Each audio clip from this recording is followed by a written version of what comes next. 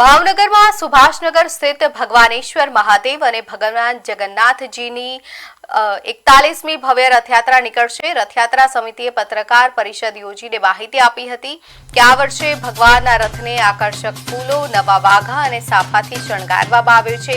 રથયાત્રામાં mini train, Nashik ઢોલ, અખાડાના કરતબ, gymnastic અને વિવિધ જનજાગૃતિ લોટ્સ મુખ્ય આકર્ષણ રહેશે। લાખો શ્રદ્ધાળુઓની ઉપસ્થિતિને ધ્યાનમાં રાખીને શહેરના મુખ્ય માર્ગો પર સ્વાગત દ્વાર અને રોશનીની વિશેષ વ્યવસ્થા કરાઈ છે।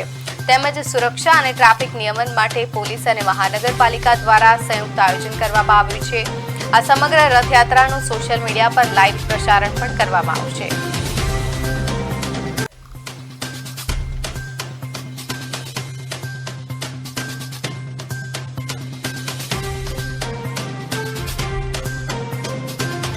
કોઈ રાષ્ટ્રની અંદર તંગી ન ઉપજે એને પણ અમે સરકારને સહકાર આપવા માટે ઓછા વાહનોનો ઉપયોગ આ રથયાત્રામાં થાય એ માટે અમે પ્રયત્નો કર્યા છે।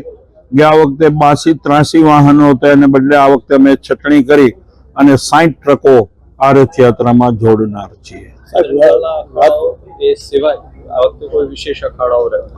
દર વર્ષે બજરંગ દળ, વિશ્વ હિન્દુ પરિષદ, ગણેશ ક્રીડા મંડળ, દુર્ગા વાહિની, જિમ્નાસ્ટિક અને બધા પ્રયોગ અખાડાઓ હોય છે દાવપેચ સાથે। આ વખતે એક પંજાબી અખાડો પણ પંજાબથી આવે છે અને આ રથયાત્રામાં આકર્ષણ રહેશે।